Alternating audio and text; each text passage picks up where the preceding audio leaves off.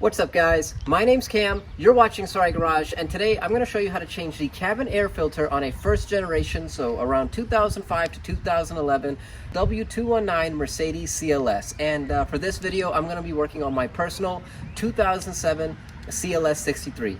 Let's get into it. Alrighty guys, to start this quick little maintenance repair, you're going to want to open the driver's side door, look underneath, and at least on AMG models, it's a red handle. You want to pull that, and that is the hood release, because very weird, but that is where the cabin air filter is located. Most cars, it's inside in the glove box. This car's in the engine compartment.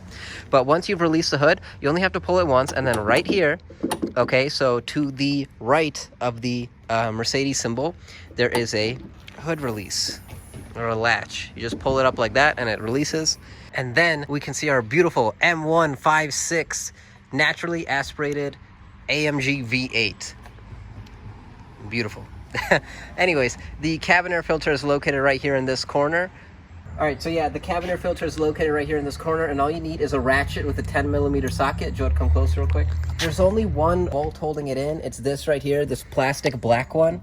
Don't start unscrewing any of these silver metal colored ones. It's this plastic black one that we want to remove. Just go ahead, put your ratchet on it, and unscrew it real quick.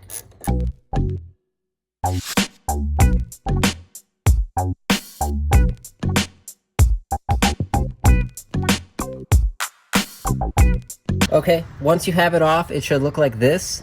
Okay, it's a nut on top and then some weird plastic washer fused into it at the bottom like so, and there should just be a black screw pointing out at the top like so. Wow, it looks like mine's actually cracked. Can you see that?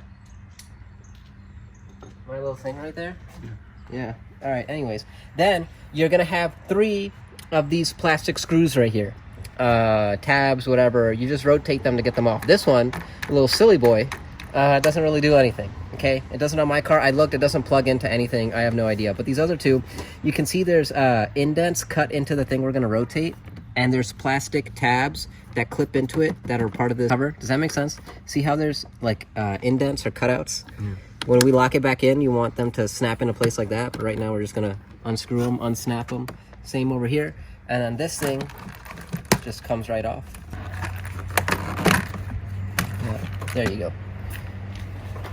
And then this is the box for the cabin air filter. Now we already unscrewed that one screw that was down here, so we can just go ahead, lift this up and remove it. Be careful, there's a lot of wires running around. There's a wire here and a wire here. I have no idea what they do, but don't hit them. But here's your cabin air filter box. Cool. And there is your beautiful cabin air filter.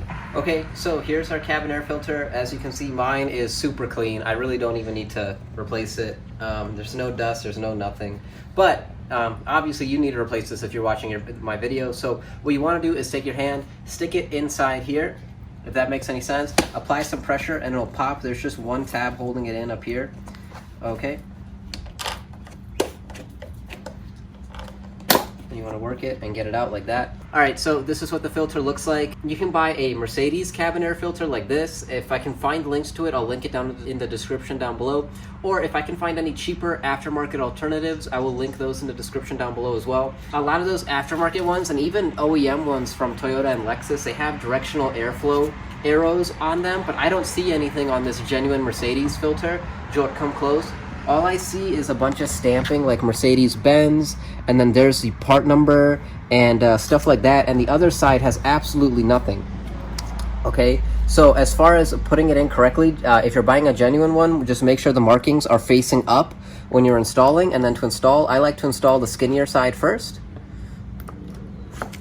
Okay, and then it's a bit tricky. You're gonna want to put your hand inside to pull this part up, and then squeeze this into the tab. There you go, and it snaps shut. Cool. Does that make sense? It's a little, dude, this is a very convoluted, kind of complicated cabin air filter system, but that's how you do it. Now we can reinstall it. Now to reinstall it, the biggest thing to watch out for are these grooves up here. They pop into all these spiky little tabs to lock in. Does that make sense? All these spiky little tabs clip into these clips right here. So you just want to dance around here and get it lined up as best as you can. Okay.